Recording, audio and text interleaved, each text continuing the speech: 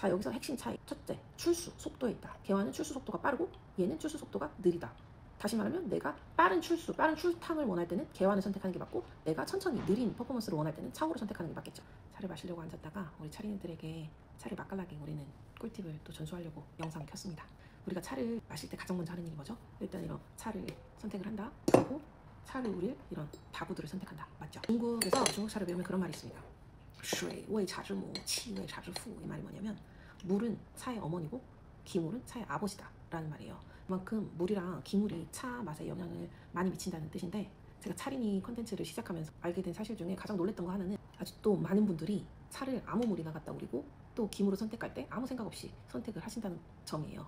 심지어 수돗물로 차를 우리신다는 분이 있길래 제가 정말 기절하는 줄 알았는데, 수돗물로는 절대 차를 우리시면 안 됩니다. 당연히 생수나 정수물로 우려야 되는데, 물에 대한 부분은 정말 중요해서 제가 따로 물의 종류성에 관한 컨텐츠를 만들어서 알려드리는 걸로 하고, 일단 핵심은 뭐냐면 차 맛에 영향을 주는 성분들이 적은 물로 우려야 된다라는 말이에요.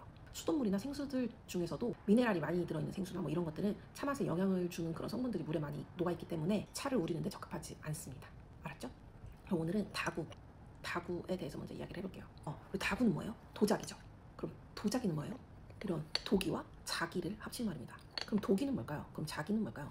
도기는 이렇게 점토로 빚고, 자기는 고영토로 빚고, 또 소성 온도가 각각 다르고 통기성이 다르고, 뭐 이런 디테일한 차이점들이 굉장히 많이 있지만, 우리 차를 우려서 마시는 사람의 입장에서 필요한 것들을 중심으로 간단하게 설명을 하면, 이 도기 같은 경우는 어때요? 표면이 거칠죠. 유약이 안 발려 있어요. 구멍이 있다는 말이에요. 통기성이 좋아요. 이런 자기는 유약이 발려 있어요. 맨들맨들해요. 이미 유리화가 됐고 고온으로 소성됐고 이 재료의 밀도도 높고, 그래서 통기성이 거의 없어요. 이런 물이 투과가 안 되죠. 거의 제로에 가깝죠. 숨쉬는 항아리 뭐 이런 게 이제 도기류예요. 그래서 이런 거에다가 차를 우리면 이런 통기성이 좋으니까 공기도 통하고 차 향기도 흡수하고 하니까 차 맛에 영향을 줍니다. 그럼 반대로 자기류는 이제 밀도도 높고 유약 처리가 돼 있어. 맨들맨들해. 공기가 통한다거나 물이 투과한다거나 그런 가능성은 거의 없죠. 그럼 무슨 말이야? 이 다기가 차 맛에 영향을 줄 일이 없어요. 차 본연의 맛을 잘 표현해 주겠죠. 그럼 정리를 하면, 내가 차를 선택하고 다구를 선택할 때 차 맛에 어느 정도 영향을 주고 싶다 라는 목적이 있으면 이런 도기류나 자사고 이런 걸 선택할 수 있겠고, 나는 차 맛에 영향을 주지 않는 이런 본연의 맛을 우려내주는 다기를 고르겠다 하면 이런 자기로 된 개환이나 자기로 된 차호를 선택할 수 있겠죠.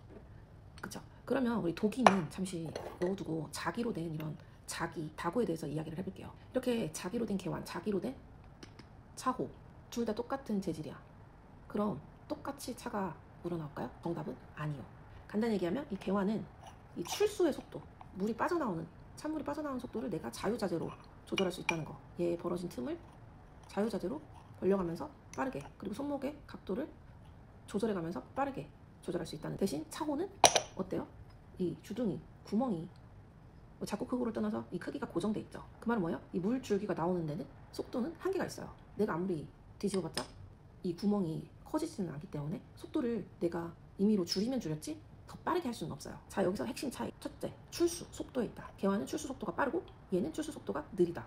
다시 말하면 내가 빠른 출수, 빠른 출탕을 원할 때는 개환을 선택하는 게 맞고, 내가 천천히 느린 퍼포먼스를 원할 때는 차호를 선택하는 게 맞겠죠. 자, 그리고 두 번째 핵심 차이는 뭐냐면 이 뚜껑이 있어요. 이 개환은 일단 오픈 형식이야.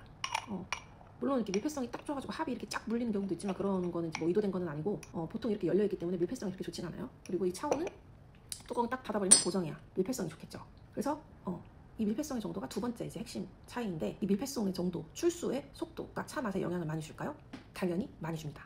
그리고 여기서 참 짚고 넘어가야 될 것이 있는데, 이 개환은 중국식 차도구죠. 중국 차도구입니다.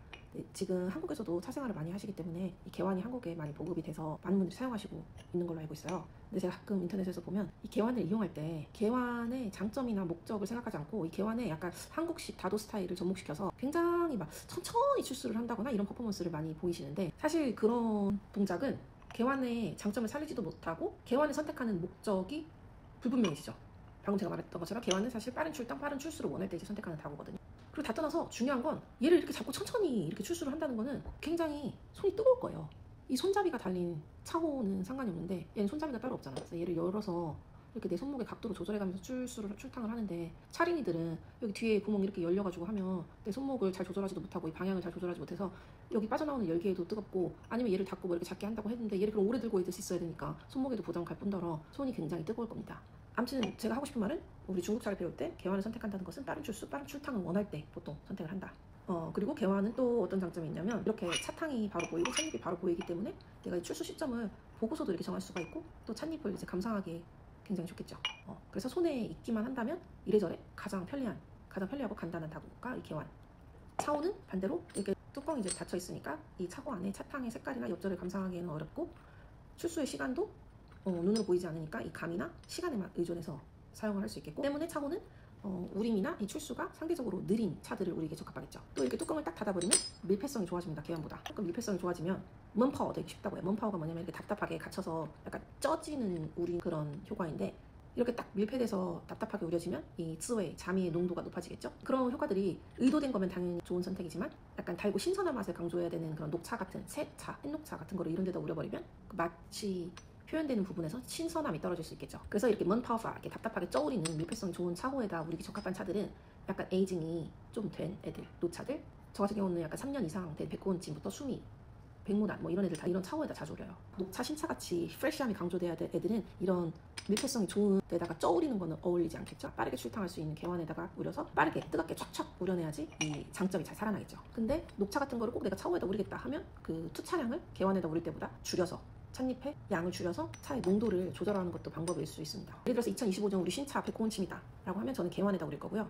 한 3년 이상 된 백고온침이다 하면 저는 이런 차고에다 우릴 겁니다. 차생활을 오래 하셨던 차생활 고수들은 사실 어느 다구에다 우리든 간에 각자 다구의 매력을 잘 도출해낼 수 있기 때문에 문제가 없지만 우리 차린이들은 어느 다구에다 우려도 다 문제가 생기죠. 차를 마시면서 이런 다구들 잘 다루는 손의 감각을 매일매일 하다 보면 당연히 자연스럽게 늘거든요. 손의 감각이 자연스러워질 때까지, 익숙해질 때까지 1일 1차 하면서 이런 다구들이 손에 착착 잘 익을 때까지 연습하다 보면 어느샌가 어느 다구로 어떤 차로 우려도 맛있게 우려낼 수 있겠죠.